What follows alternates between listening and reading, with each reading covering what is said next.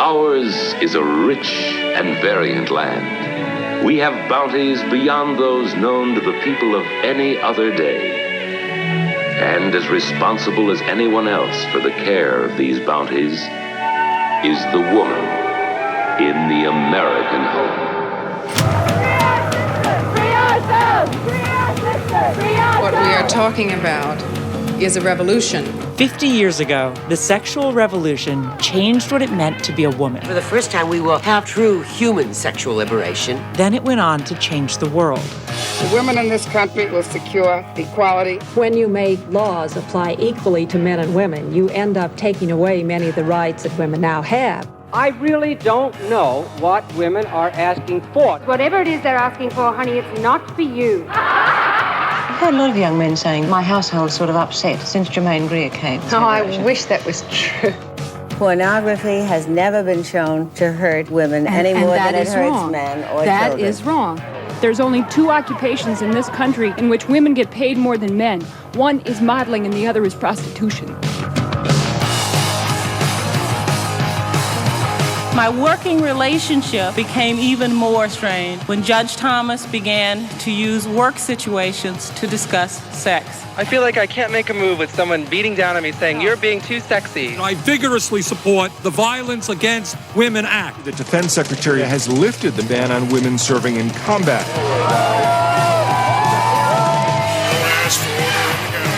We are strong, we are brave, and we will fight. Pussies grab back. Good girls live in an illusion. Bad girls aren't afraid of confusion. The movement promised women political power, economic equality, and sexual freedom. But for all the gains, what have we lost? For all the freedoms we've found, are there one too many unintended consequences? I make $250K a month. Now that we can sleep with whoever we want, why are we having so little sex? What is an incel? And if we're so liberated, why are we so unhappy? As we became the men we thought we'd marry, what actually happened to men? It's better than happiness, but it's almost unbearable. And what comes next? They just want to see me prance around in my cleavage. Let me finish my point, and then we can argue against it. These are the questions we think are worth asking out loud and in public. You don't own me. The tension between freedom and feminism. Women are equal to men. Then be equal. Do 50% of the hard jobs. This feminism that we see, the way that it's practiced, it's like this bubblegum feminism. We're in this giant hiccup into a different part of civilization that is extremely unprecedented. Sex and sovereignty. People used to believe that sex was sacred, was special. Feminists have this idea that if we acknowledge that we're different, we're acknowledging that we're unequal. Biology and ideology. There's nothing wrong with porn. I'm calling for an end to the sex war in feminism. Urgent questions that have captured generations before us. I was asking myself, is this success? And that we still grapple with today. It's really troubling to me. So let's debate. Has the sexual revolution failed?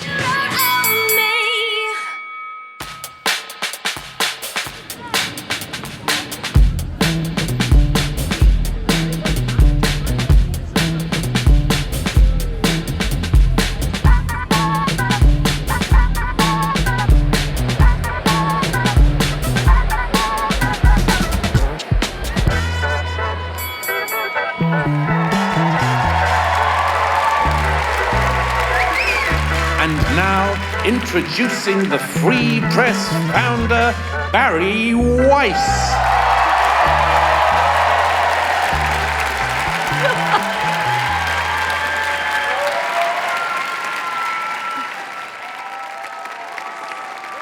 Thank you all so much for being here. I'm so excited to welcome you to the first ever Free Press live debate.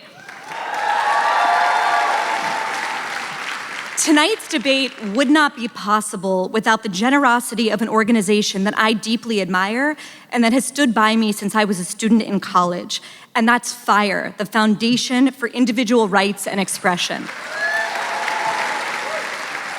I assume that if you're here tonight, You care about free speech. You believe in it. You believe in defending it, not just for people you like, but for people you can't stand, which for many of you right now might be Tim Dillon. So FIRE is an organization that should be on all of your radars. Now, we live in a strange and paradoxical era. On the one hand, we have more freedoms than any people in any time and place in all of human history. We have pieces of glass in our pocket that allow us to access all of human knowledge and to connect to millions of people instantly around the world. And yet so many people I know, and maybe so many people you know, are closeted in their completely conventional, normal views. And that's because we live in a culture in which disagreement is taken as dislike.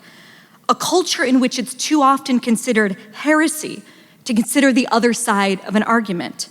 A culture in which speech itself is considered violence. At the Free Press, we don't believe any of that. We believe that you can wrestle with complicated ideas without being contaminated by them. We believe that you can actually survive being a little bit offended and that that's actually a really good thing for all of us. At the Free Press, just as at FIRE, we believe that free speech isn't just a slogan. It is the most foundational of all values. Because without free speech, there is no journalism. There's no ability to take risks or to make new things. There's no search for truth, and there's certainly no debate. Which is why I could not be more thrilled to be moderating tonight's debate and to introduce the proposition to all of you. Has the sexual revolution failed? Tim Dillon says, maybe. We'll discuss it over the next hour. But in many ways, it's a strange question for me or anyone in this room to be asking. Many of us have never lived in a world before the sexual revolution, and we kind of can't imagine our lives without it. I just look at my own life, and it's clear to me that the sexual revolution literally made my life possible, and I mean that literally, not figuratively. Sitting somewhere in this audience is Nellie, my wife, a phrase that, yes, give it up for Nellie. Just saying that phrase would have been incomprehensible 20 years ago. Sleeping at home across town is our baby, born in part thanks to miraculous scientific and technological advances that would have been unimaginable to our grandmothers. All of those things, plus the no-fault divorce I had in my 20s, the magical little pill I took for decades to make sure I wouldn't have a child before I was ready, even the idea of having my own desires and pleasures and believing that I was entitled to those things, none of that would have been possible without the sexual revolution. If you're a woman in this audience that has taken the morning after pill, or availed yourself of IVF, or did not get called a slut or a wench for a one-night stand, congratulations. You have also enjoyed the fruits of the sexual revolution. And yet revolutions are unpredictable, and new freedoms come with invisible costs. Consider just a few facts. Marriage rates are at historic lows. They have plummeted nearly 60% over the past 50 years in this country. And who does that affect most? The poor. Today, only 30% of working class kids are raised by two parents. Compare that to 85% of upper class kids. In the 1960s, the rate was 95% for Americans across the board. Birth rates are also down. In 1950, women were having roughly 3 kids per family. Now it's 1, sometimes maybe 2. Then there's the unprecedented boom in the availability and the consumption of porn. Pornhub has 2.8 billion views per month. And think about the kind of porn people are consuming. As high schooler Isabel Hogbin wrote recently for the Free Press about the first time she came across porn, quote, I saw simulated incest, bestiality, extreme bondage, sex with unconscious women, gangbangs, sadomasochism, and unthinkable physical violence. And I discovered it all when I was 10 years old. So porn is booming, but happiness is not. The sexual revolution promised liberation, but women are less and less happy with every year that goes by. In a recent Gallup poll, American adults reported the highest rates of depression in nearly a decade, with women having the highest rates of all. Thank you to whoever the sadist is in the audience. But perhaps our rates of anxiety and loneliness and unhappiness aren't so surprising when you look at the relationship between the sexes. As one writer recently put it, modern heterosexual dating culture appears to be an emotional meat grinder whose miseries and degradations can't be solved by ever more elaborate rituals of consent. That's Michelle Goldberg in the New York Times, hardly a social conservative. But maybe most startling of all, considering what the sexual revolution promised, is that men and women aren't actually having a lot of sex. In 1989, nearly half of Americans reported having sex weekly. Now the number is down to 35%, and only 6% of women say, according to some studies, that they orgasm during sex. Now that number obviously excludes lesbians who, studies show, only orgasm when they are buying clogs. Katie Herzog, that one's for you. So a lot of people are left asking themselves this. When the old sexual norms changed, who won and who lost? As the script between the sexes has been rewritten, who actually got to write it? What were the consequences of decoupling sex from love? Who is our current sexual culture actually geared toward? Is it that we're doing the sexual revolution wrong? Or is it that with the hindsight of half a century, the movement that promised women sexual equality and liberation has actually failed on that promise?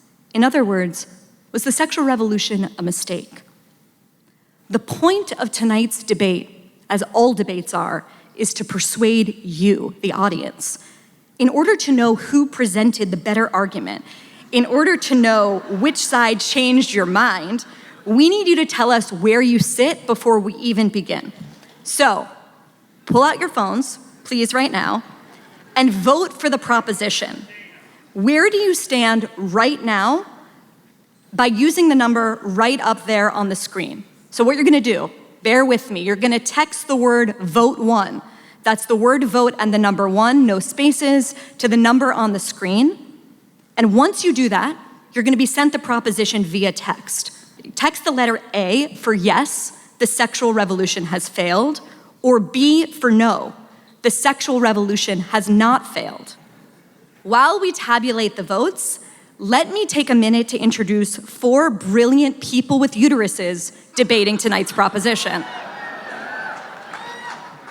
Arguing in the affirmative, yes, the sexual revolution has failed, we have all the way from London, the author Louise Perry.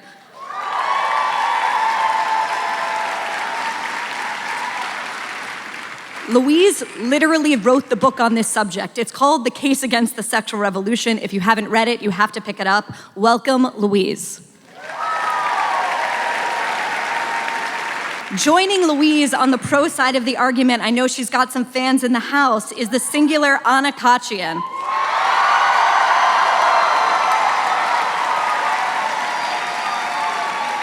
As everyone here seems to know, Anna is a cultural critic, a writer, and the co-host of the podcast Red Scare, which, as one reviewer put it, has the unique ability to make everybody angry. Anna, welcome.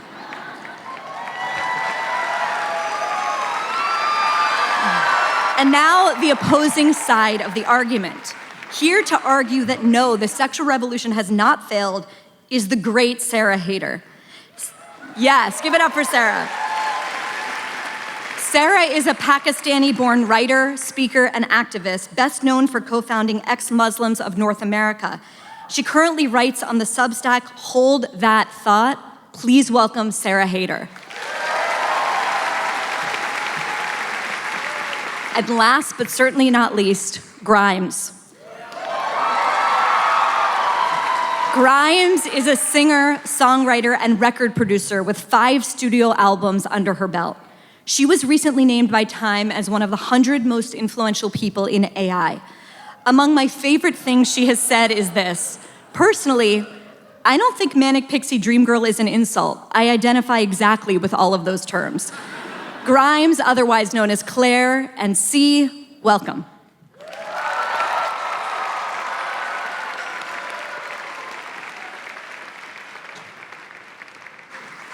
Okay, now let me explain the rules. Each debater is going to get a 5-minute opening statement explaining their position on the motion. We're going to start with Louise, then we're going to go to Sarah, then to Anna, and finally to Grimes. Those opening remarks, which they'll do from the podiums over there, will be followed by 2-minute rebuttals from each participant in the same order. Then I'm going to ask some questions of the debaters, we're going to get into it, and finally we'll end with 2-minute closing statements from each debater, and you're going to be polled again to decide who won. Okay, so let's take a look at the initial polling, which I hope we don't have technical difficulties, but I'm gonna walk over here. Has the sexual revolution failed? 56% of you believe that yes, it has failed. You're with these guys, these broads, and 44% say no, it has not failed. Okay, so that is where we stand, 56% to 44%. Let's see who can change the most minds over the course of this evening. Is everybody ready? Yes, is everybody ready? Hell yes.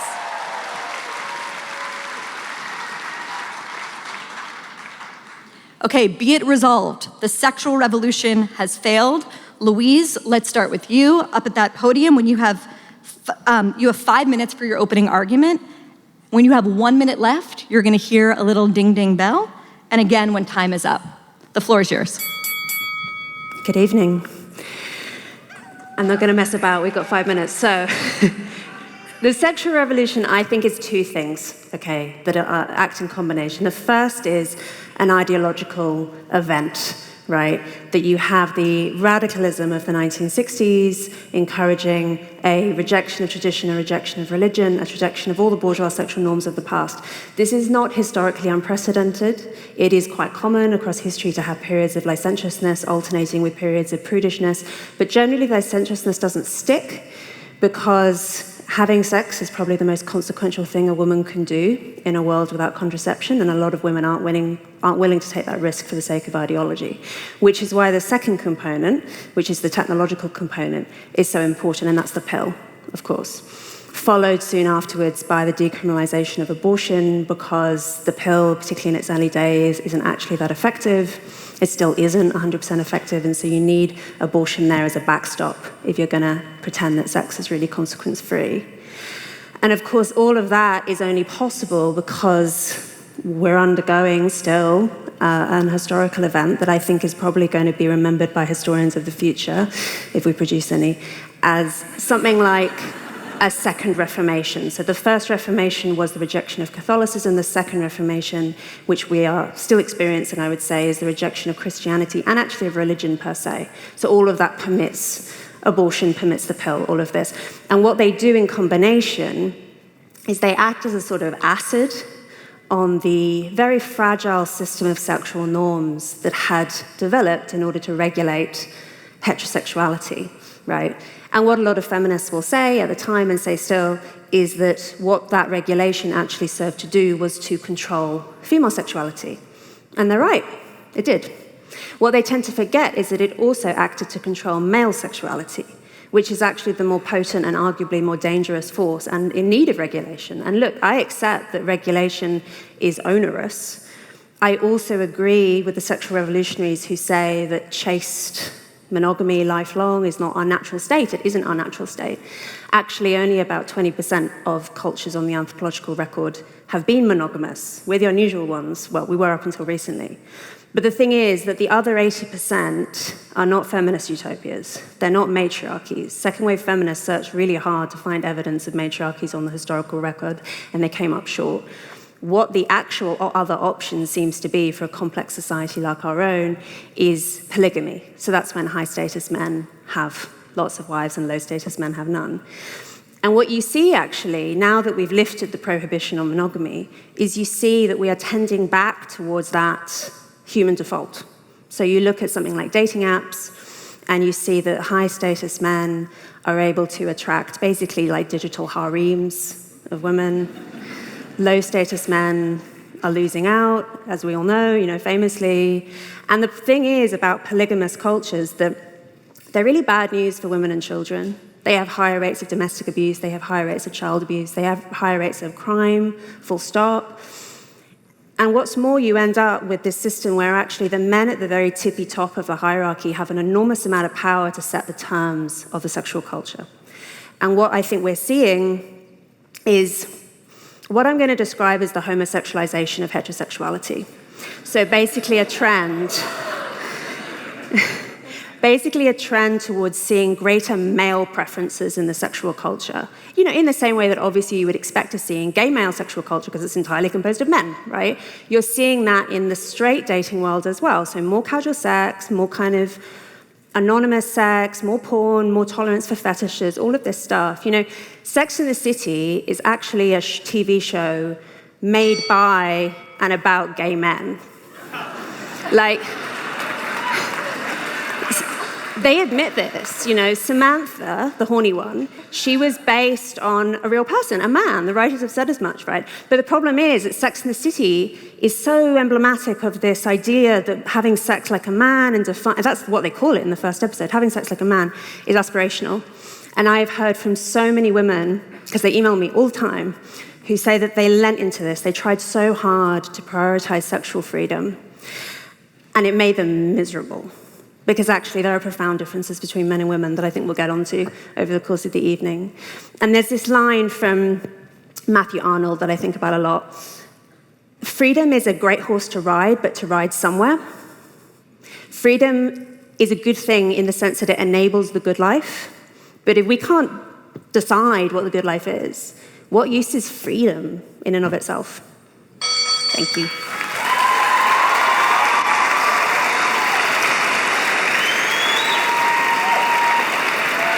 Thank you so much, Louise. We want to get deeper into the question of freedom in a little bit. Sarah, the floor is yours. Has the sexual revolution failed? Let's get 5 minutes on the clock for Sarah Haider, and a round of applause, please.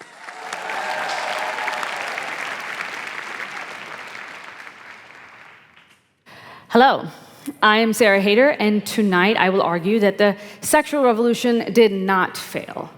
First, I'd like to call attention to the fact that this resolution does not say, has the sexual revolution had some bad effects?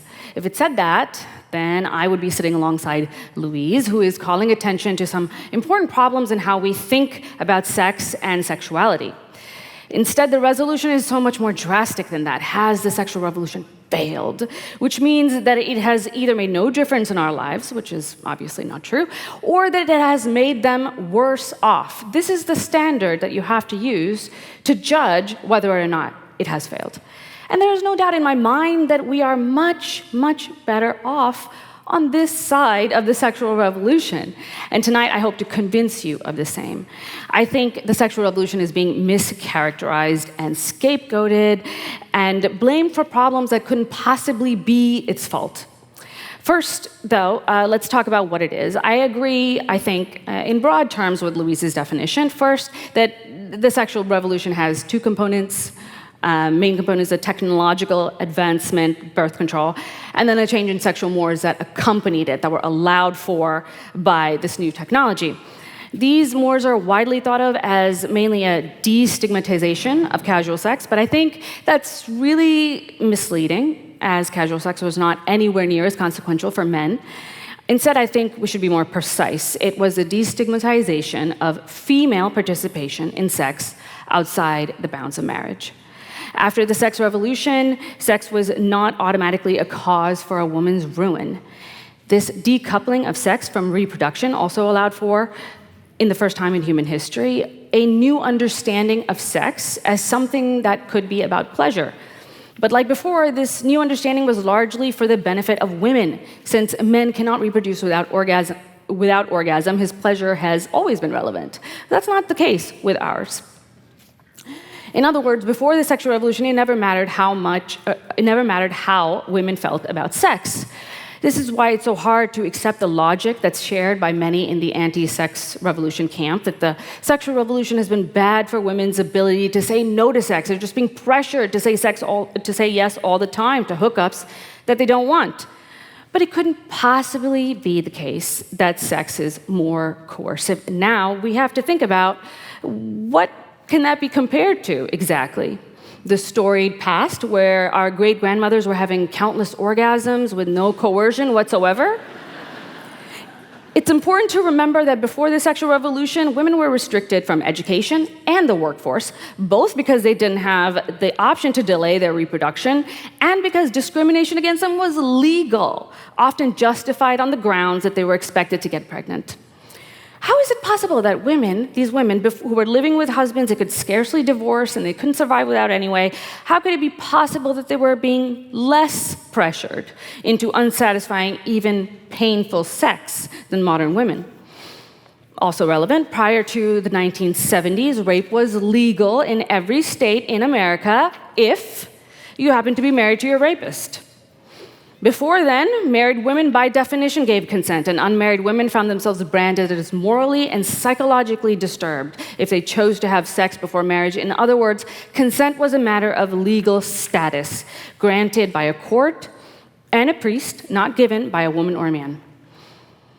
Opponents of the sexual revolution might also say that today young girls are newly encouraged to commoditize their sexuality, to sell it on the marketplace. But this again shows remarkable ignorance of the conditions that we lived in prior to the revolution.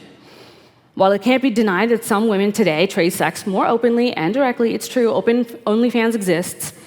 In a world before a woman could get properly educated, couldn't really hold down a job, couldn't control her own fertility, what other option did she have but to commoditize sexual access?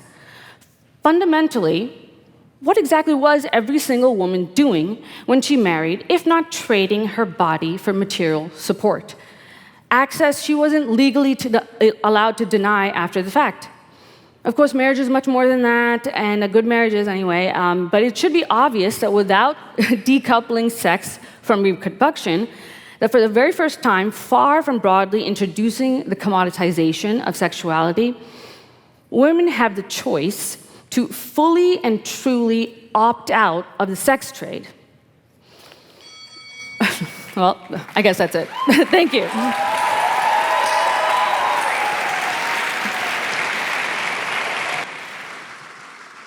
Back to the side that believes the sexual revolution has failed. Anna Khachiyan, the floor is yours. Let's get 5 minutes on the clock.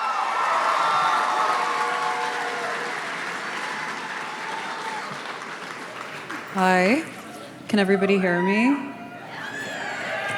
Woo! I might have to read because I have brain fog, which I like to attribute to having mom brain and the state of being a woman in general, not my crippling internet addiction.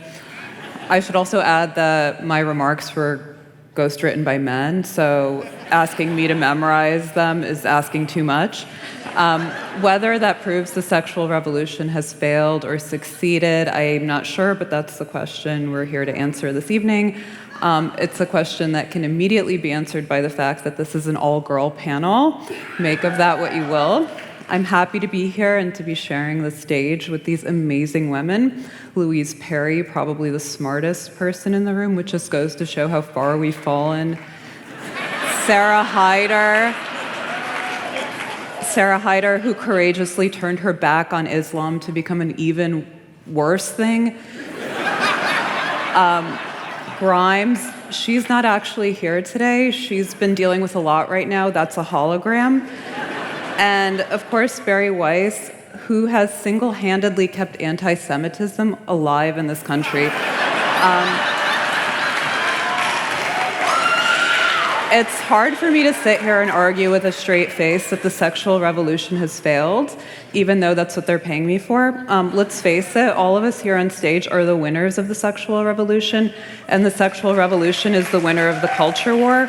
We finally found a way to have it all, and yet we're still not happy. Nor can I claim, as my partner has, that the failure of the sexual revolution comes down to the fact that what originally started out with the goal of liberating women now mainly serves to benefit men.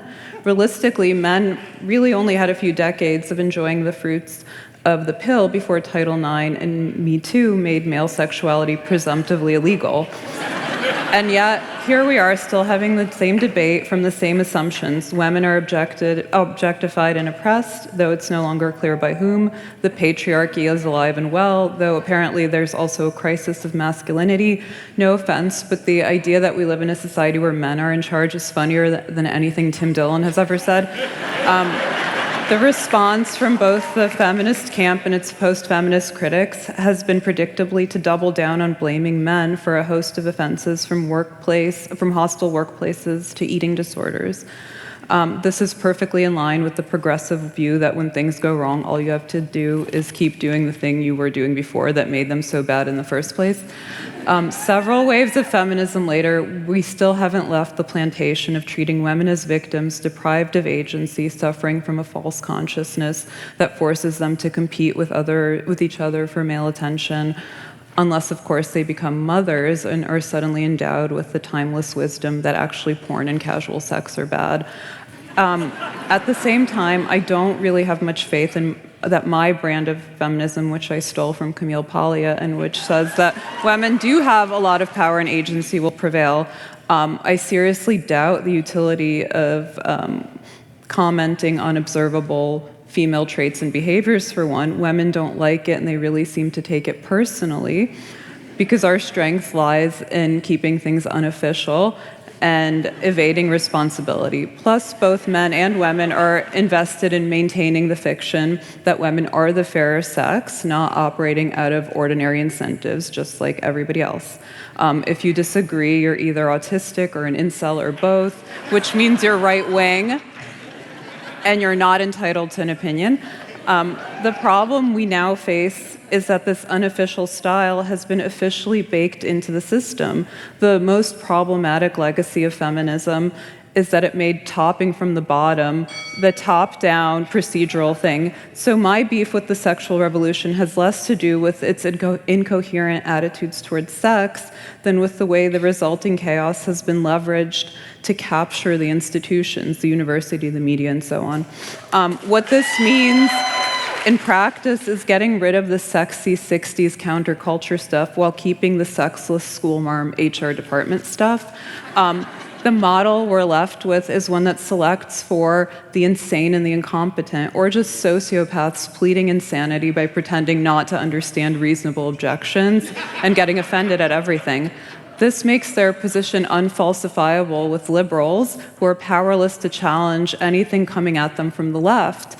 I hate to go here, but abortion and transgender are two good examples of how issues on which most people agree are steered by fanatics. The question then becomes, can you criticize the sexual revolution without questioning the entire feminist project, not to mention progressive ideology itself? If the sexual revolution failed, it failed because it won. Thank you. Okay. Last but not least, we have Grimes, putting 5 minutes on the clock.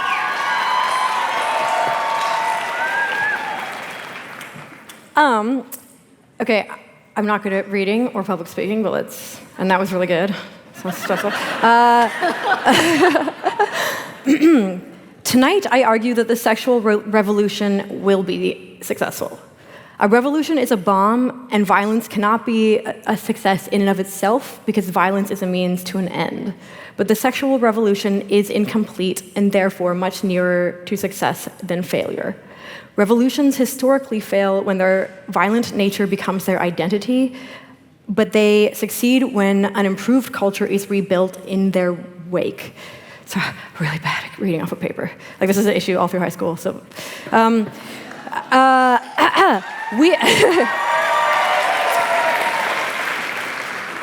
We are all rebuilding the culture right now. This was already said, but I'm saying it again. We are 4 young mothers debating in the public square because we were able to plan our families around our careers.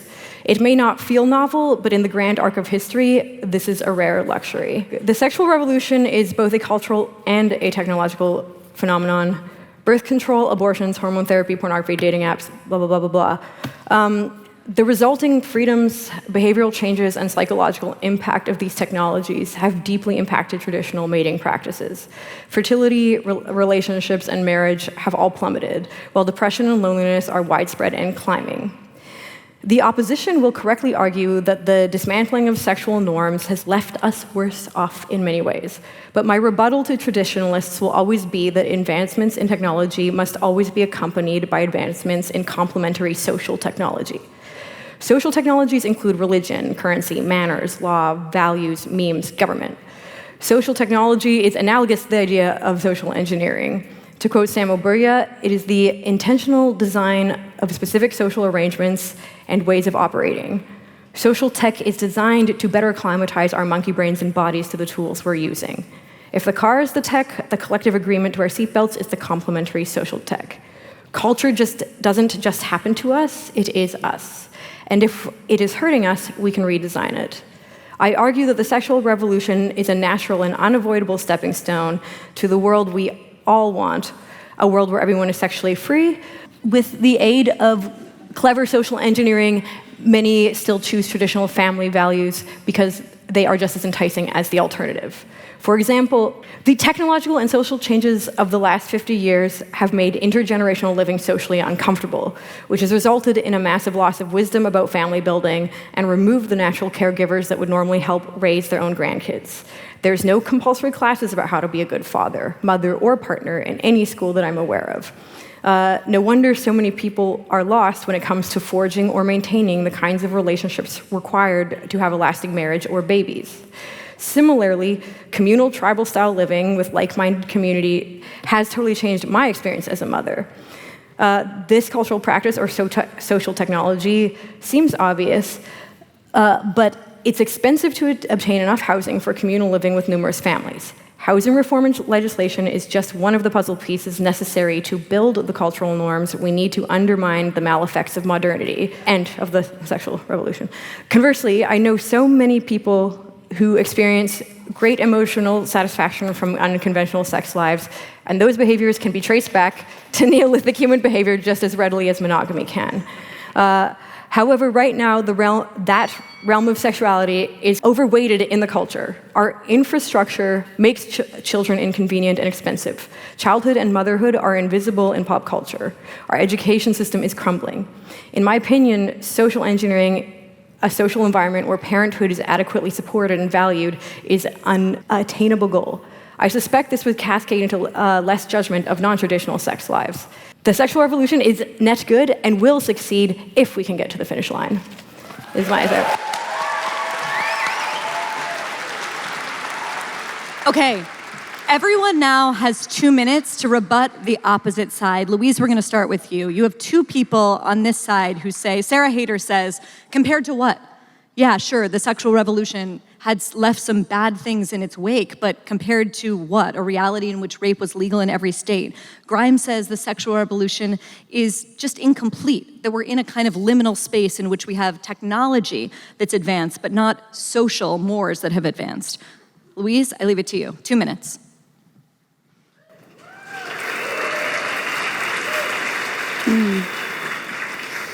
So the pickle you get into as a conservative commentator is that if you're a progressive, it's really easy to say, yeah, but not yet. What we need is more of what we're doing now, exactly as Anna described. We need to just keep pressing the same lever again and again, and it's all going to come good, I swear, it's just around the corner. It means that you're never in the position of having to actually defend something that's real. Whereas the problem that conservatives get into inevitably is you inevitably get that response, which was, you want to go back to the 1950s? You want to go back to the 13th century, like whatever era you want to name. And then, of course, you get into the trap of having to defend every single feature of that culture, which I'm not going to do. What I do want to say, though, is that we are very, very weird. And I think we forget how extraordinarily weird we are. And it's partly because of the pill, it's partly because of the internet. There are a million different material factors that are leading us to be very, very strange culture in a lot of ways. The argument that I'm making is that we just be a bit more normal. Basically, we just be a bit more normal. I'm not advocating theocracy. I'm not advocating, Puritans banning music in Christmas, anything like that. When people call me a Puritan, I'm like, do you know what Puritans thought? what we've discovered is that you do need a sexual culture. Like the idea of just having a complete free-for-all, of just collapsing every single norm and hoping for the best doesn't work. And actually what we've seen is since that effort, what we've had is actually a kind of rushing in to fill the gap. You know, like have you noticed that the people who are most agitated about pronouns are also the people who are most agitated about like age gaps?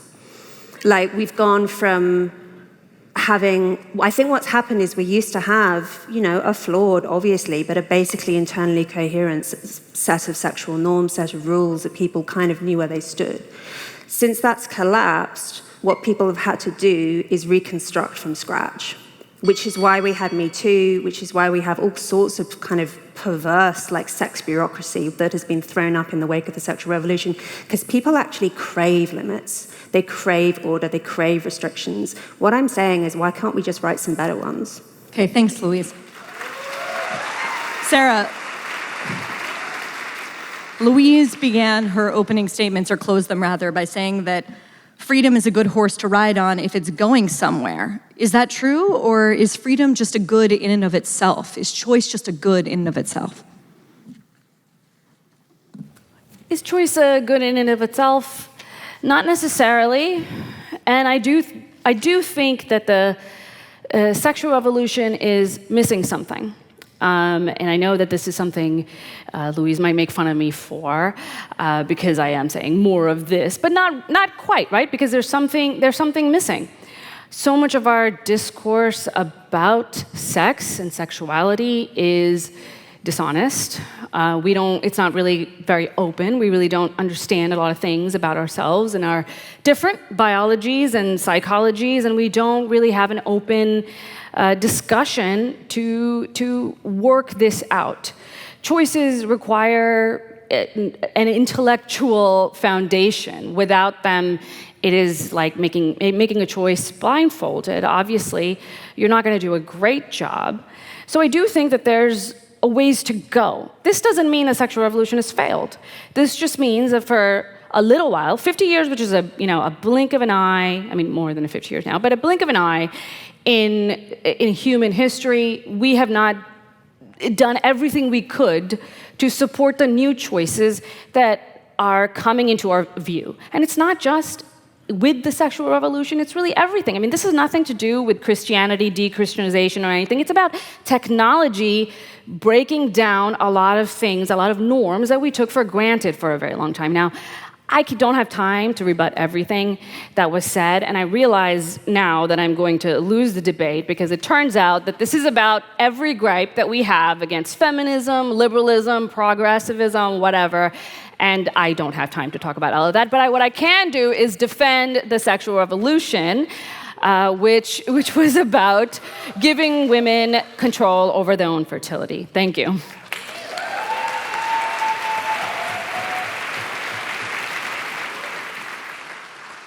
Anna, or hologram of Hannah, you're up. Okay. I love you too. Sarah makes a very persuasive argument that Freudian slip. I actually low-key agree with her, you guys. That it couldn't possibly be the case that sex is more coercive now than it was before, and also that it couldn't possibly be the case that women are more commodified sexually than they were before. It's a very interesting proposition. The problem is that in our present situation, there's really no one left to blame but yourself, which I think is difficult for people because our psychology likes to look outward to blame other people and other things, the patriarchy, capitalism. And I think that's the big problem with what we're talking about, because the excess of freedoms, the excess of choice leads to a kind of analysis paralysis. A lot of energy has gone into trying to quantify whether women were more depressed before or after the sexual revolution. The answer to this seems obvious enough, but it's not obvious enough to suggest a solution. If women were indeed worse off then, which you can argue, they were possibly also more accepting of this reality because it didn't occur to them that they had a choice in the matter, and the ones that did occur to, like Betty Friedan, like Camille Paglia, like Katie Roiphe, and so on, knew exactly what they were rebelling against. Today, the situation is much more complicated. Grimes, on the other hand, makes this point that we're still building civilization and society. I saw on Twitter her gesturing toward Ben Gesserit mindset, which is a reference to one of my favorite books, Bronze Age Mindset, and also a Dune reference that talks about a eugenical society created by women. We know what happens when women become the managers and planners. They administrate the decline of the civilization that men built.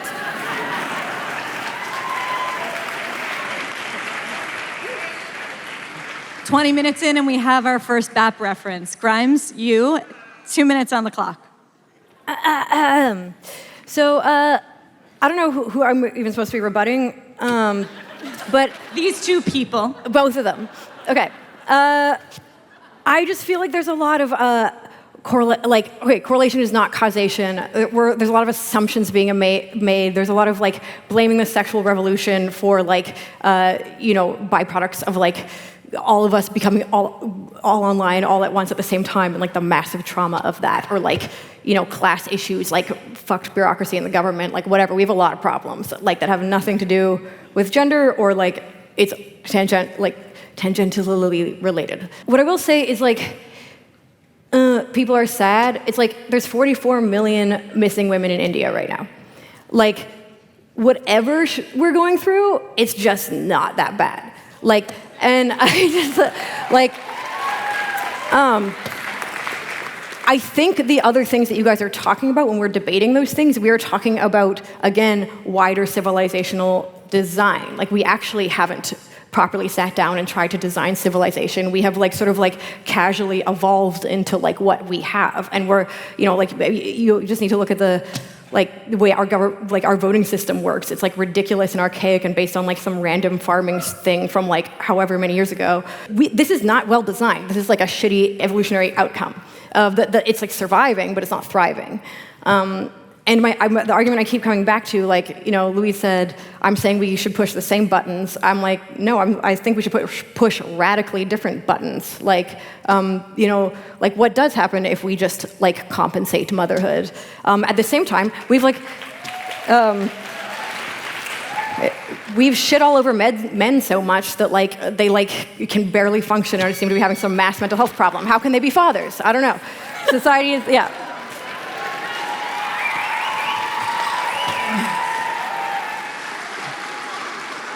Okay, now we're gonna get into a little bit.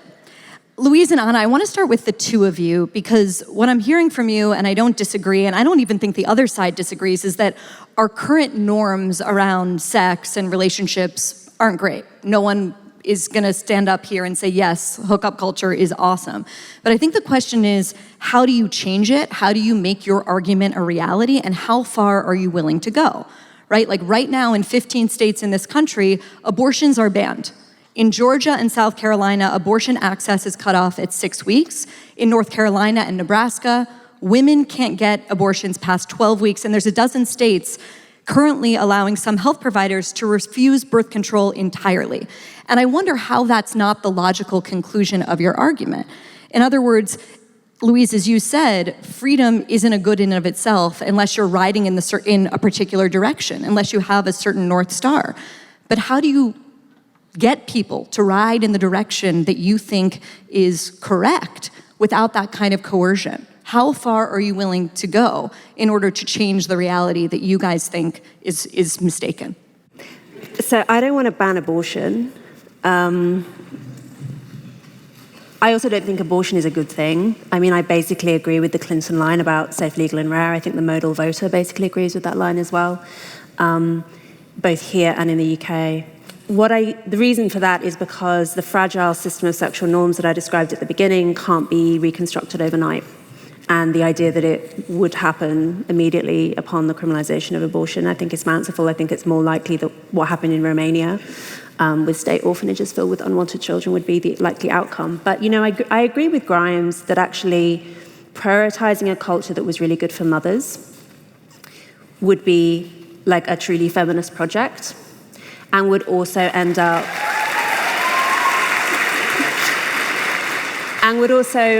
have one effect of that would be reducing the abortion rate. The fact that there was a strong argument made by some more radical second wavers that actually the fact that 1 in 4 pregnancies end in abortion is indicative of the fact that women are not really in control of their sexuality, and that abortion is a bad outcome for the woman, not just for whatever you think of the status of the fetus. Yeah, I mean, there's this famous statistic that people like to throw around that's absolutely true and pretty damning, that when contraception became available on an industrial scale, it was supposed to minimize the number of abortions, and in fact, it raised them. I think that we have to come up with a kind of more reasonable European model for abortion instead of this extremely polarizing situation we have in this country. We saw what happened when Roe v. Wade was overturned, and all of the European leaders took to Twitter to genuflect to the American left, talking about how this was like a great abortion of justice, when in fact they have much stricter abortion rights than we do here.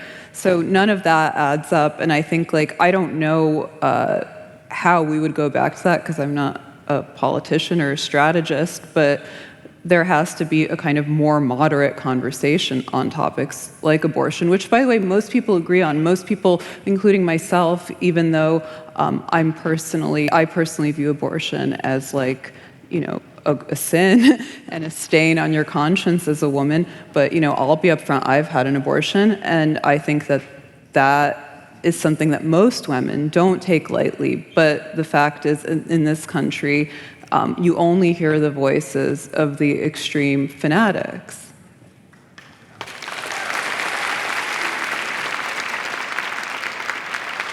Sarah and Grimes, I think the fundamental argument your side is advancing is basically saying expanding freedom is generally a good thing. But freedom for one group, as we have seen, I think, in the past few decades, often means less freedom for another group. And millions of working-class American kids, arguably because of the sexual revolution, are growing up in a broken home or a home with just one parent, while their more wealthy counterparts either can afford nannies or grow up in a 2-parent homes, and they have demonstrably better outcomes across the board. So how do you reckon with the fact that freedom to choose, which is really, I think, at the core of what the sexual revolution is about, has really meant freedom to choose for the wealthy or the upper middle class? And freedom to choose for everybody else has largely meant being relegated to whatever the man who got them pregnant decides to do. How do you contend with that issue?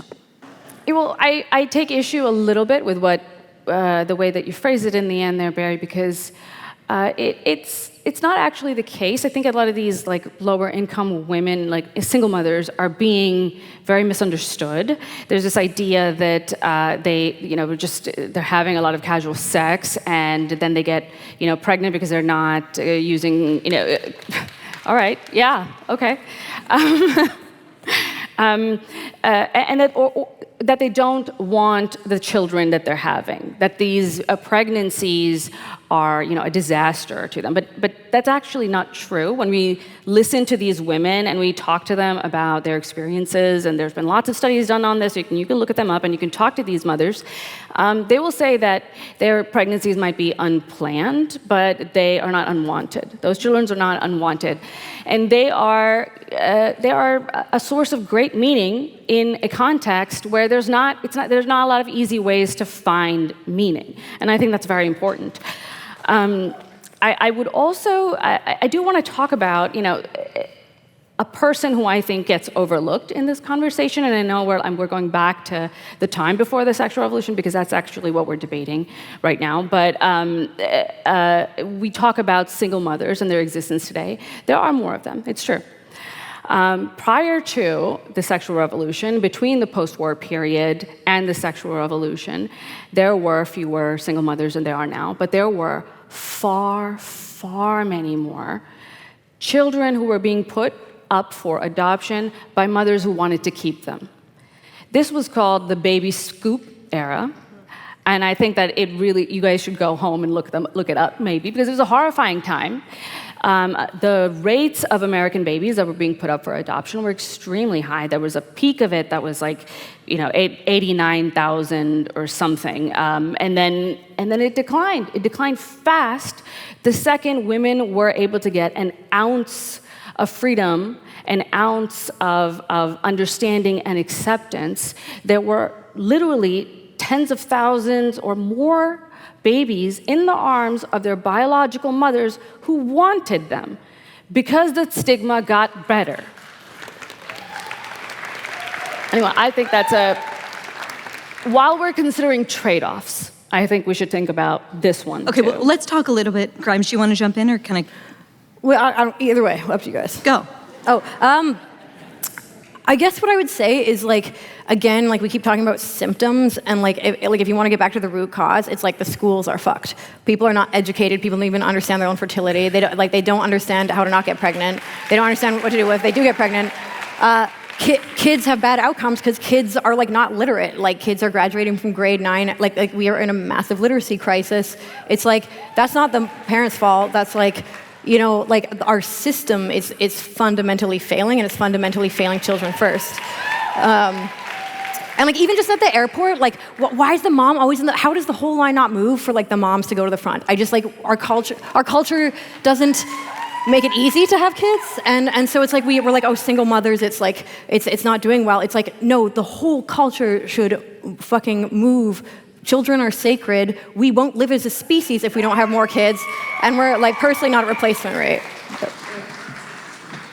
Let's talk a little bit about picking up, Sarah, on what you said about trade-offs, because I think maybe the weakest part of this side's this side's argument, not the audience, we love you, is compared to what, right? I was editing a piece today about Mahsa Amini, the young Iranian woman who you guys will remember her name, killed by the morality police in Tehran under the Islamic Republic for the sin of showing her hair, right? That is what it is to live in a country that doesn't have this kind of freedom.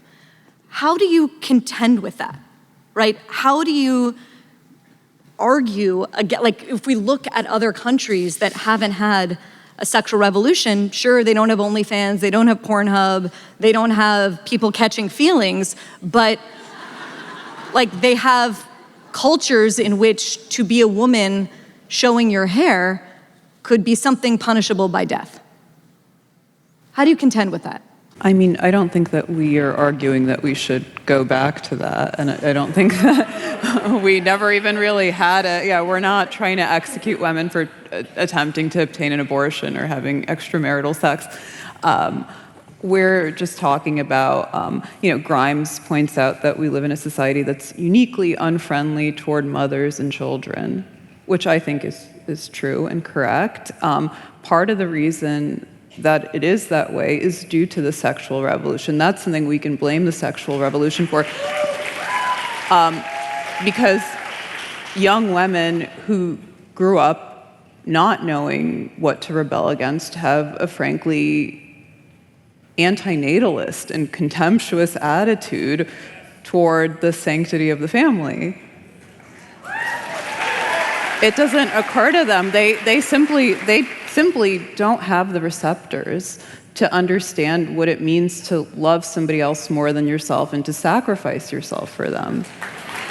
And that is because, as Louise said, this was primarily a technological revolution first that introduced contraception and then abortion on an industrial scale and decoupled sex from procreation.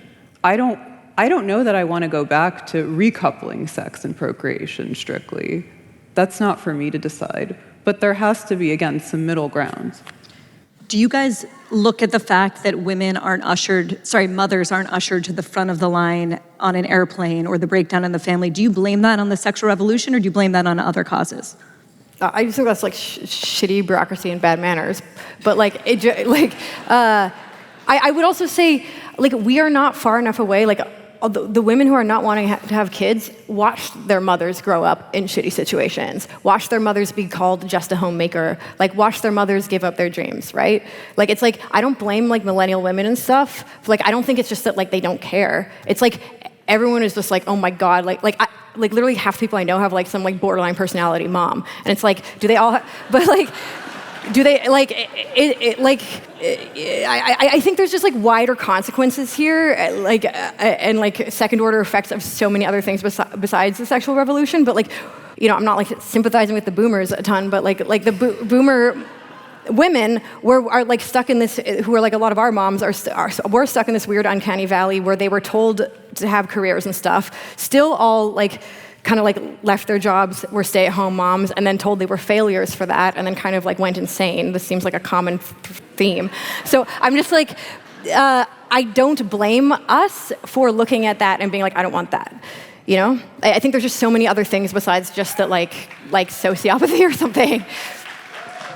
Anna, if you guys are saying though, and maybe Louise jump in, if you guys are saying you don't actually know if you want to recouple sex and procreation, aren't you on their side? I think we should trade. Grimes should come over here, and I'll go over there with Sarah. Okay, let's do it. Now, I'll bite the bullet. So yeah, bite the bullet. I don't want to. We can't uninvent the pill. As I said before, I don't want to criminalize abortion. What I do want is women to act like the pill doesn't exist.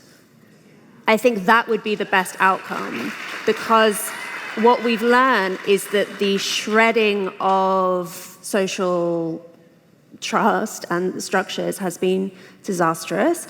I take Barry's point, I take Sarah's point. There are obviously enormous trade-offs in talking about a more authoritarian and more conservative culture than we have now, which, you know, is partly kind of what I'm agitating for here. I actually would like us to have a feminist culture that manages to survive. Because as Anna said, we have a profoundly anti-natalist culture. We have very low birth rates. Like, what we're actually headed towards at the moment is a progressive culture that lasts all of 10 minutes in human history, because it basically breeds itself into extinction. And so if we are going to have a culture that values, you know, I like having a job, I like being able to go to university, all of this stuff, you know, the basic second wave stuff, I'm completely on board with. What I want is a culture like that also manages to still reproduce itself and still be pro-mother and pro-family. And the problem is, when we're talking about things like, you know, single mothers, I agree, you know, the question is, who exactly is going to perform this supportive role? Because the nature of motherhood is that you do actually need at least one other adult in your life supporting you, because you are physically disabled in late pregnancy. You know, like when I was breastfeeding in the early weeks, I was doing a 40-hour week just breastfeeding, right? Like, you can't actually participate in the labor market as a new mother in the way that you otherwise would. You need other people to do that. And basically the question is this: do we ask people who we know, our family members, our friends? There used to be this kind of person who would like provide you emotional and social support and like pay for the baby and stuff. We used to call them husbands. Do you want those people to perform those essential functions, or do you want the state to do it? Because those are the only options. There isn't a third option. Wait. I have to. Okay, Grimes and Sarah, 30 seconds each, and then I want to get to the next question. Okay, I Sarah, think that is a kind of an unfair choice that you're forcing us to make, because of course everyone would say you want a husband who loves you, but the point is that sometimes you have a husband who beats you, and then you do want the state to be there as a backup. That's what we're saying. Yeah. Grimes. I just think that the easy out is like, all employment, like, instead of, like, ever should offer childcare. Like, every job there should just be a nursery at every place anyone works ever. And like, and not even because it's like, welfare state or anything, but just literally, like, it's good to have children around. It's good to, like, have them in the culture. And then, like, also, there's a lot of old people that are just, like, withering away, and they all want to be around babies. And, Okay, one of the things that you can't blame on bureaucracy or bad manners is porn. Okay, the late Andrea Dworkin, I saw a lot of people cheering when she came up on the screen before, said a lot of amazingly memorable things. One of them was this: the new pornography is a vast graveyard where the left has gone to die. The left cannot have its horrors and its politics too. And what she meant by it, of course, is there's no way to make feminist porn or ethical porn, that porn in and of itself is unethical and anti-feminist. Louise has said before that anyone who calls themselves a feminist cannot in good faith watch porn and shouldn't let their husbands watch it either.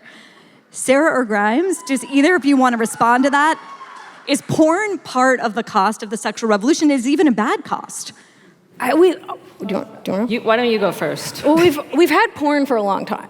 Like, we've had porn for, like in the French Revolution and stuff. Like, we've just always had porn. It's just, like, digital life makes it a lot easier to access it. But, like, this is, like, you can go look at, like ancient sites. Like, people have been drawing, porn has existed for a long time. I still think porn, it's a little weird. I think it's kind of bad. I'd probably be happier without it. I wouldn't want my kids to see it. I think it probably harms relationships, but still, also, we could be making better porn. Like, literally, like, why is the script so bad? Why is the music bad? Like, why are the cameras bad? Like, beautiful cinematic porn, like, why am I not seeing Antony and Cleopatra, like, with the Shakespeare, with, like, anamorphic lenses, beautiful, great acting, like, it could be good. I don't think we can top that. Sarah, one question for you. Can I touch the porn? Can I touch the porn bit? Because I feel like I meant to say that. it's I'm not here to defend porn either. I don't want to defend porn, but I think that this is one of those times where I kind of feel like, well, the sexual revolution is being scapegoated. I understand why people connect porn with liberalization of, or destigmatization of casual sex, but they're actually not related. And when you think about it for like a second, you will understand what I mean. There are many, many people around the world, millions, countries, whole countries, where there are no sexual revolutions. There's been anything like the sexual revolution, and they are watching ridiculous amounts of porn. Saudi Arabia has porn, lots of porn. Pakistan's watching porn. Egypt's watching porn. They're watching American porn. I mean, but that's because it was unlocked by the sexual. No, that's not true. It's not true because it's always existed. What has happened recently is that we have the internet and we have smartphones. If you go to Victorian England and then you give them the internet and a smartphone, they will have a thriving porn industry within weeks. The revolution is part and parcel. It's a package with feminism, liberalism, whatever you want to call it. And these are primarily, if not American, then at least Anglophone exports that go out to the rest of the world. Barry, why aren't we getting the interesting questions about porn? Do you want one now? Yeah. Here's one right now. I think I will defend porn. I think the big problem with porn isn't that it's exploitative or immoral or unchristian, though it may well be those things. It's that it eliminates all the risk of sex in favor of like low stakes, instant gratification. God doesn't want you to hear me. It's like phones, video games, whatever. It becomes like a surrogate activity for participation in real life. And it also becomes increasingly inseparable from real life.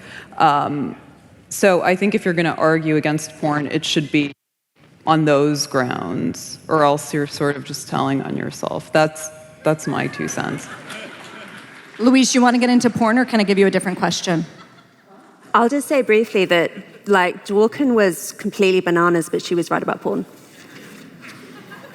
One of the things, I think one thing everyone on this stage has in common is none of us would get up here and make the argument that we should limit free speech because neo-Nazis and bigots also use speech. And I think you could make the argument that so too Should we not get rid of sexual freedom just because some people have bad experiences with sexual freedom? I would love for you two to contend with that a little bit. The argument seems to be that we need to somehow, although you haven't quite said how, restrict choice in some way, or at least re-stigmatize, or maybe bring back shame a little bit. And I just want to have you fill in that argument a little bit more, if you would. In addition to pretending like the pill doesn't exist, what are other things we should do, Louise, in addition to not allowing our significant others to watch porn? I mean, I have a long laundry list of things I think the UK government should do, but this maybe isn't the venue for those. There's another, I think that the idea of, we don't really live in a free sexual culture, right? I mean, Sarah talked at the beginning about women in the past, before orgasms were invented, having painful, unwanted sex. Women are still having painful, unwanted sex. It's just having painful, unwanted anal sex. That's basically the only difference. I'm serious. The number of teenagers who are having, thoroughly miserable sexual experiences in the name of liberation is astonishing. I think we've basically just seen a flip. It used to be they were stigmatized for being sluts, and now they're stigmatized for being prudes. It's the same thing. The idea that we're experiencing freedom now, the idea that we could experience freedom, I think the nature of human beings is that actually we are social beings. Sex is a relational thing. One's behavior and preferences necessarily impact on other people. There's a line from another Englishman, which I think about a lot, which is R.H. Tawney, the historian, who said, "Freedom for the pike is death for the minnow." And I think that what we're experiencing in our apparently freer culture is actually all that we've done is kind of cleared the way for a lot of pikes, which has produced the ruination of a lot of minnows, because that's actually how power operates, and that's how freedom really operates. So I think to Can you repeat the question one more time? Yeah, I can repeat it, and then I want to go to another one, but quickly. In the same way, well, I asked two things. The first thing I asked is, just as none of us, I don't think, would stand up here and argue that we should somehow restrict freedom of speech because bad people get to use speech, so too you could make the argument that just because some people have bad sexual experiences, you shouldn't actually restrict sexual freedom for those people.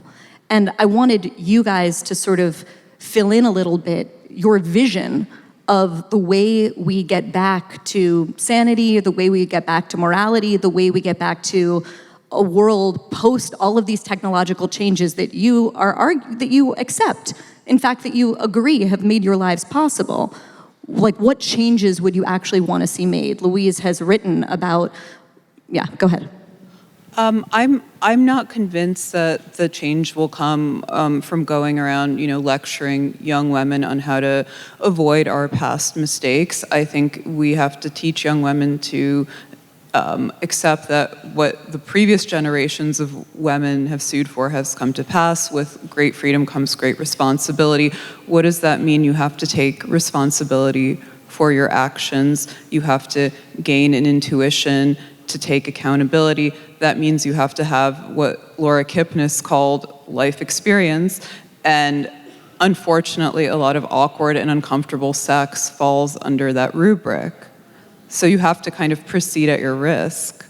That's my feeling about it. How do you teach young women to take accountability, responsibility for themselves? Two last questions before we get to the closing statements.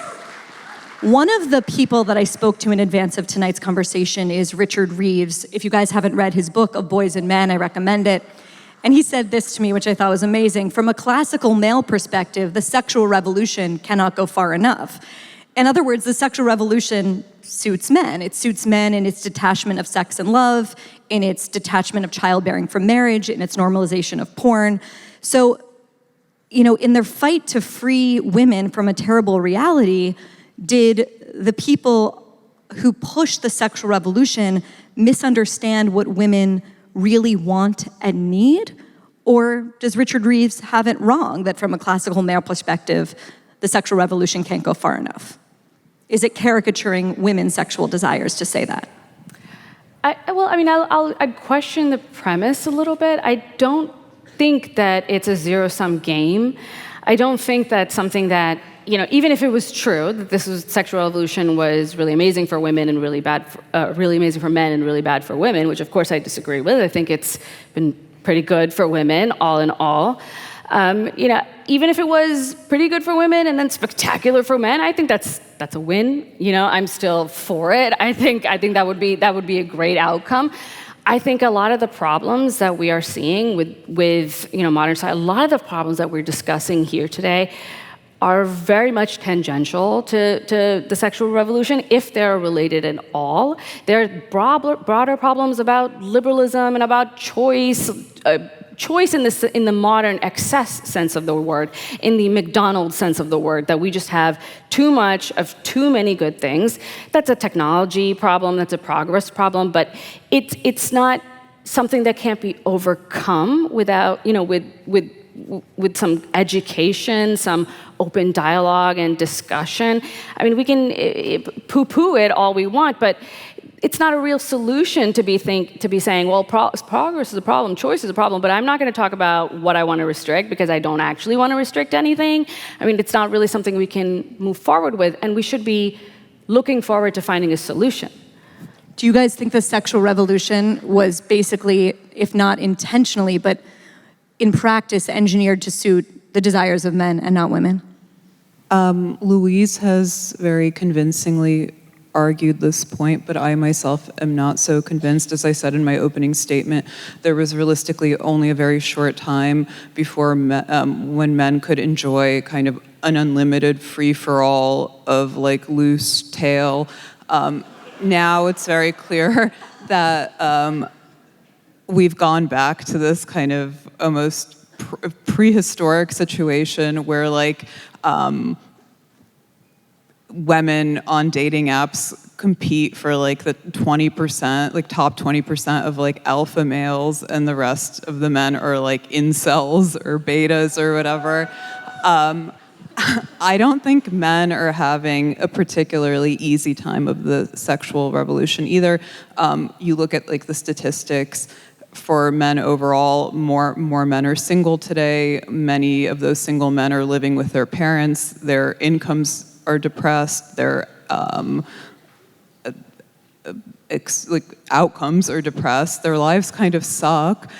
The other thing is like what happens when you de-incentivize normative expressions of male sexuality and make them punishable by like classically feminine modes of like reputational damage or character assassination.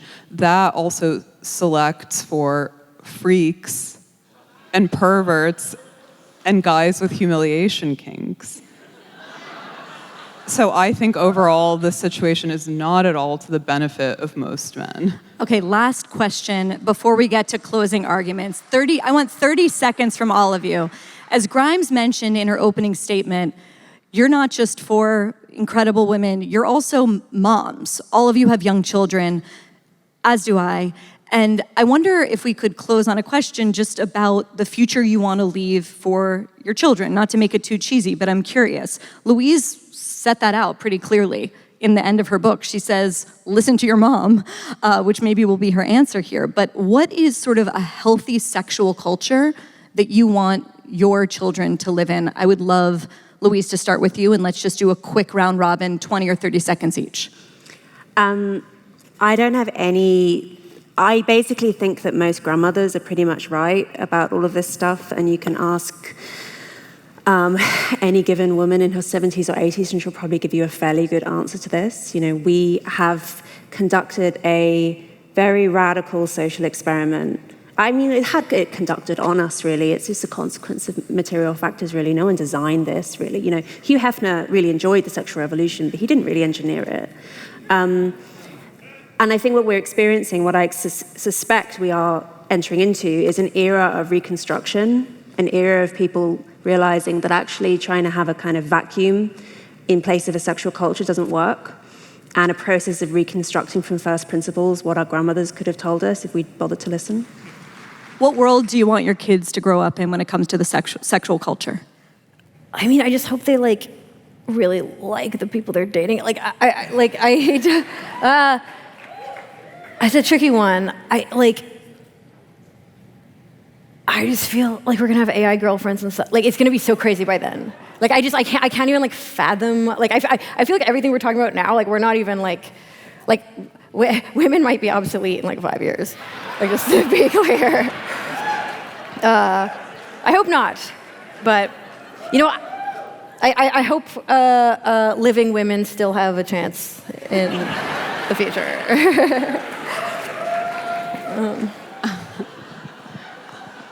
I just hope that my son can feel confident and secure in his masculinity, which in turn will make him act honorably and with respect toward women.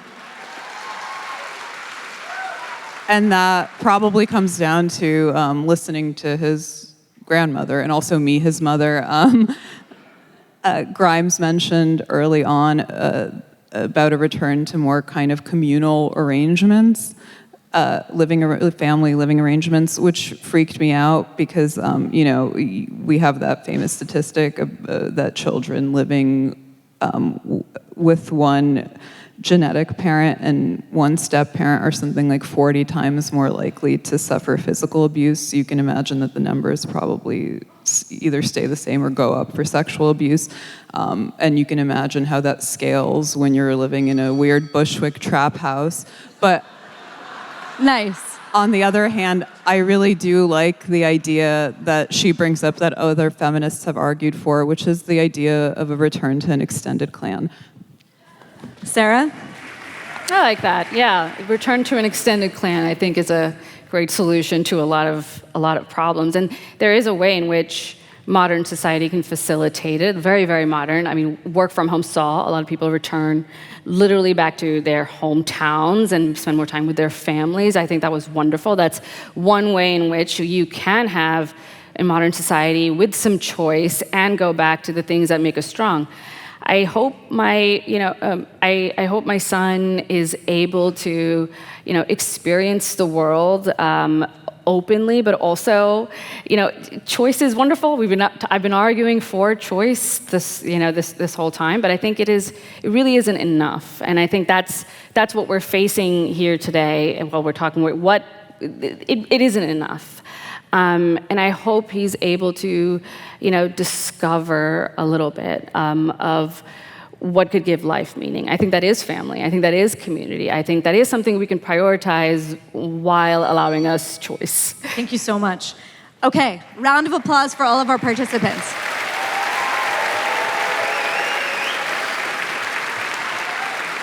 Okay, now, if this is possible with the people manning the time clock, I think we should put 1 minute on the clock for each of these closing statements, because I know we're super behind. If that's not possible, we will try as much as we can to keep it to 1 minute. So each of you is gonna have 1 minute, maybe a minute and a half, to make the most compelling closing argument you can make, and the bell will ring at the end of that time. We're gonna go in the order we began with. Louise Perry, you are up.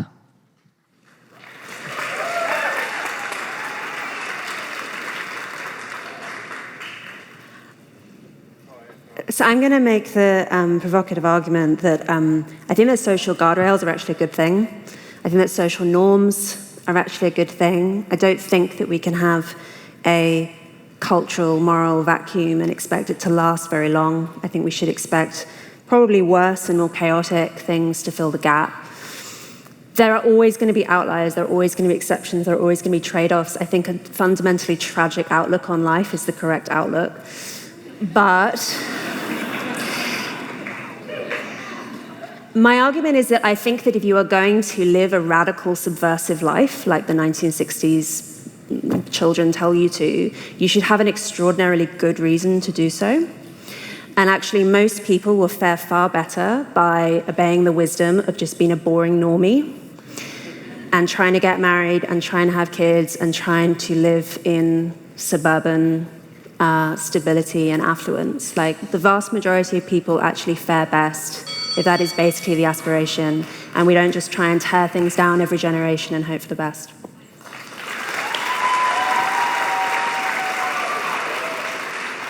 Sarah.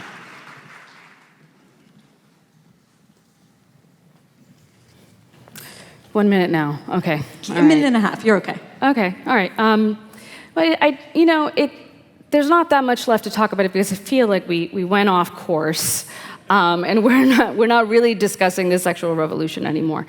And if this is what it is, that we have a lot of gripes with modernity, we have a lot of difficulties and challenges that we're facing today that are unlike anything we've experienced before. I think it's normal to feel dissatisfied and to feel like we were promised something maybe that we haven't yet achieved. I think that those feelings are normal and those feelings are good, but I also think that we have a really exciting challenge ahead of us. We have, for the first time, been able to, achieve some really incredible things. Even the sexual revolution, even control of our fertility is incredible. And never in there's no animal that has ever achieved anything like this. This is a scary thing, and of course there are downsides. It's been 50 years. I think we can improve on this. I think we can build a better future. And the proposition today is whether we should keep what we have, keep the sexual revolution and build on it, fix it, improve it, yes. Or whether we should go back, or whether we would prefer to live in a world where it didn't occur at all. Thank you. Thanks, Sarah. Red Scares, Anna Khachiyan. First of all, I want to point out that we're all boy moms here, except for Barry, right? I'm a girl so mom. Nature is healing itself. That's how we combat the ill effects of the sexual revolution. I had to do a lot of mental gymnastics to get where I am today, arguing against the sexual revolution. It's hard to deny that the sexual revolution has been a great success for me personally, and also in the way that it played out in the culture at large, though those things often come into conflict, especially as a mother trying to keep her child out of the clutches of rabid ideologues while making sure not to indoctrinate him too far in the opposite direction. Still, it would be hypocritical of me to blame the sexual revolution for everything. Instead, I'd like to blame liberals, particularly the intellectual dark web, for pretending to offer a heterodox alternative to wokeness while actually siding with it every single time. A question that kept coming up again and again for me is, do I think of myself as sex positive or sex negative? When Dasha and I first started the pod, I simply assumed I was sex negative because all the sex discourse we were hearing was so off-putting. But if I'm being honest, I'm actually sex positive. I think sex is cool and fun, and it's too late to go back anyway. So terms like sex positivity and sex negativity really have about as much meaning as liberal and conservative. The sexual revolution won out decisively in the public sphere, but it cost us a lot in the private realm by making the personal political, i.e. subject to constant renegotiation. It really took the wind out of its own sails and flung the door open for carpetbaggers. I think that we've raised enough awareness, we've broken all the taboos, we've destigmatized all the stigmas, and I think it's time to stop talking and take responsibility for our desires. Thank you. Thanks, Anna.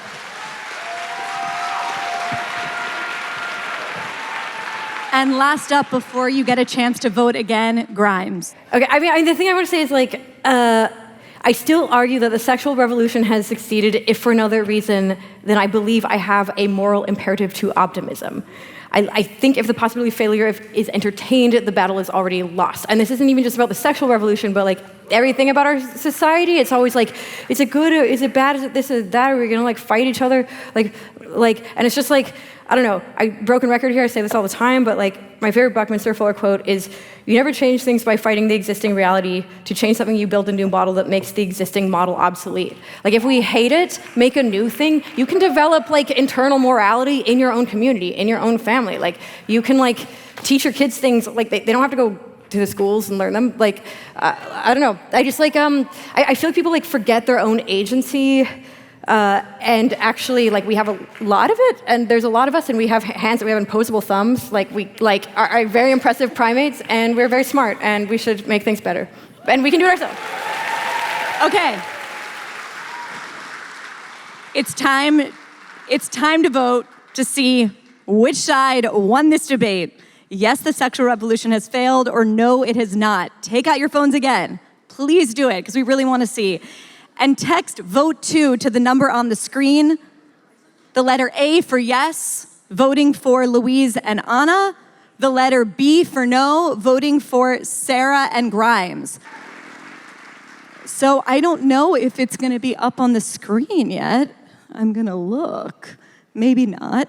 In the meantime, a quick round robin. Who is your favorite feminist heroine? I guess it's Camille Paglia for Anna. It's Dworkin. Louise? Well, I was going to say Dworkin.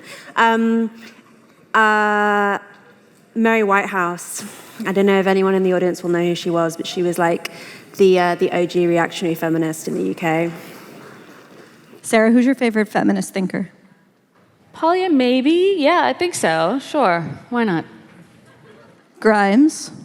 I'm actually unfamiliar with feminist literature.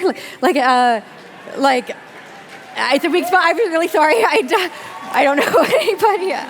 What's a book you would recommend, just that you've read recently? I'm just honestly curious. Oh, that I've read recently? I don't know. What did I just finish? Can anyone tell me what I just finished? It's called 11. So it's about the fall of the Bronze Age collapse. It's a year. The title is a year. This is really embarrassing. Okay, someone there is screaming the Iliad. title. The Iliad is great. The Iliad is great. Let's see who won tonight's debate. If we could put up that slide. Wow. I think Has we lost. the sexual revolution failed? 49% to Anna and Louise and 51% to Sarah and Grimes, which means Sarah and Grimes win the night. And with that, thank you for coming. Thank you, Anna. Thank you, Louise. Thank you, Sarah. And thank you, Grimes. Have a great evening.